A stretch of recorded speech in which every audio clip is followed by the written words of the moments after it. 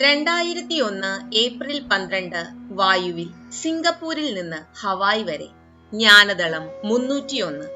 പരാതികളും കുറ്റപ്പെടുത്തലും എങ്ങനെ നേരിടും? ആരെങ്കിലും നിങ്ങളെ കുറ്റപ്പെടുത്തിയാൽ തലയിൽ വല്ലാത്തൊരു ഭാരമുള്ള പോലൊരു അനുഭവമാണ് നിങ്ങൾക്കുണ്ടാകുക. മാത്രമല്ല, നിങ്ങൾ അതിനെപ്പറ്റി പറയുമ്പോൾ ചുറ്റുമുള്ളവരിൽ അസുഖകരമായ അനുഭവം ഉണ്ടാകും. ആ നിമിഷം ഉണർന്ന് നിങ്ങൾ ചേതനയാണ്, ഒന്നിനും നിങ്ങളെ സ്പർശിക്കാൻ കഴിയുകയില്ല എന്ന് കാണും. ഇത് നിങ്ങൾ സ്വയം സൃഷ്ടിച്ച വെറും നാടകം മാത്രമാണ്. നിങ്ങൾ ഇതിലൂടെ വീണ്ടും വീണ്ടും കടന്നു പോയിട്ടുണ്ട്. നിങ്ങൾ ജീവിതത്തിൽ അഭിമുഖീകരിക്കുന്ന എല്ലാ കുറ്റപ്പെടുത്തലുകളും നിങ്ങളുടെ സ്വന്തം സൃഷ്ടി തന്നെയാണ്.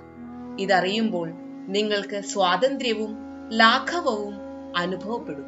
നിങ്ങളുടെ ജീവിതത്തിൽ ഉണ്ടായിട്ടുള്ള എല്ലാ അനുഭവങ്ങളുടെയും ഉത്തരവാദിത്വം ഏറ്റെടുക്കുമ്പോൾ അത് നിങ്ങളെ കൂടുതൽ ശക്തരാക്കുകയും പിറുപിറുക്കലിനും തിരിച്ച് ആക്രമിക്കാനുള്ള ആസൂത്രണങ്ങൾക്കും വിശദീകരണങ്ങൾക്കും മറ്റ് നിരവധി നിഷേധ പ്രവണതകൾക്കും അറുതി വരുത്തുകയും ചെയ്യും. പൂർണമായ ഉത്തരവാദിത്വം നിങ്ങളെ സ്വതന്ത്രരാക്കുന്നു.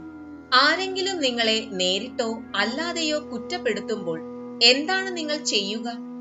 അത് മനസ്സിൽ സൂക്ഷിച്ച് വൈകാരികമായി അസ്വസ്ഥരാകുമോ?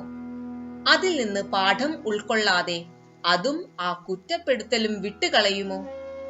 അതിനെപ്പറ്റി മറ്റുള്ളവരോട് സംസാരിച്ച് സ്വന്തം സമയവും ബാക്കിയുള്ളവരുടെ സമയവും പണവും വെറുതെ പാഴാക്കി കളയുമോ? ആത്മാനുകമ്പയുള്ളവരായി നിങ്ങൾ സ്വന്തം കുറവുകളെ കുറ്റപ്പെടുത്തുമോ? മറ്റേയാളെ പൂർണ്ണമായും കുറ്റപ്പെടുത്തുമോ? പ്രശ്നത്തെ സാമാന്യവൽക്കരിക്കുകയും ശാശ്വതവൽക്കരിക്കുകയും ചെയ്യുമോ?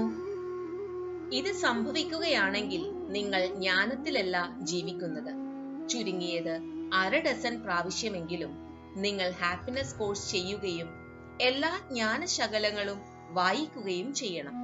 നിങ്ങൾ അതിനെ പുച്ഛിക്കുകയും അത് ശ്രദ്ധിക്കുക പോലും ചെയ്യാതിരിക്കുകയും ചെയ്യുന്നു. നിങ്ങൾ അഭിപ്രായങ്ങളെയും കുറ്റപ്പെടുത്തലുകളെയും സംഭവങ്ങളായി പോലും കാണുന്നില്ല.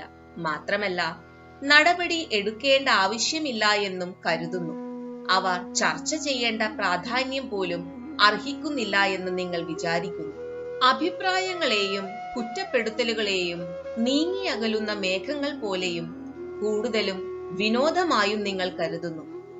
അസുഖകരവും നിഷേധാത്മകവുമായ കാര്യങ്ങളിൽ മനസ്സ് പിടിച്ചു നിർത്തുന്നതിനെ നിങ്ങൾ നിരുത്സാഹപ്പെടുത്തുന്നു. മുൻവിധികളില്ലാതെ നിങ്ങളുടെ സ്നേഹത്തിന് ഒട്ടും തന്നെ ഇളക്കം തട്ടാതെ നിങ്ങൾ നിലകൊള്ളുന്നു. നിങ്ങൾ പുറമേക്ക് മാത്രമല്ല, ഉള്ളിലും ശാന്തത നിലനിർത്തുന്നു. സ്വന്തം വളർച്ചയിലും ജ്ഞാനത്തിലും നിങ്ങൾ അഭിമാനിക്കുന്നുമില്ല. അപ്പോൾ നിങ്ങളെ പഠിപ്പിച്ചയാൾക്ക്, നിങ്ങളുടെ ഗുരുവിന് നിങ്ങൾ അഭിമാനമായി തീരും. ഗുരുദേവിനെയോ മറ്റേതെങ്കിലും ജ്ഞാനിയെയോ സ്നേഹിക്കുന്നത് സ്വന്തം കഴിവുകൊണ്ടാണ് എന്ന് നിങ്ങൾക്ക് അവകാശപ്പെടാൻ കഴിയുകയില്ല. ഇവിടെ നിങ്ങൾക്ക് തിരഞ്ഞെടുക്കാൻ അവകാശമില്ല. കാരണം ഏത് പ്രതികൂല സാഹചര്യത്തിലും അത് സംഭവിക്കും. നിങ്ങൾക്ക് ഇഷ്ടമുള്ള ആളെ സ്നേഹിക്കുന്നത് വലിയ കാര്യമൊന്നുമല്ല. ആരെങ്കിലും നിങ്ങളെ സ്നേഹിക്കുന്നു എന്നതുകൊണ്ട് അയാളെ തിരിച്ച് സ്നേഹിക്കുന്നതിന് നിങ്ങൾക്ക് 0 മാർക്കാണ് കിട്ടുക. നിങ്ങൾക്ക് ഇഷ്ടമല്ലാത്ത ആളെ സ്നേഹിക്കുകയാണെങ്കിൽ നിങ്ങൾ ജീവിതത്തിൽ ഒരു പാഠം പഠിച്ചു എന്നാണ് അർത്ഥം.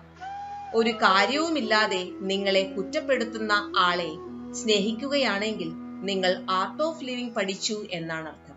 ജയ് ഗുരുദേവ്.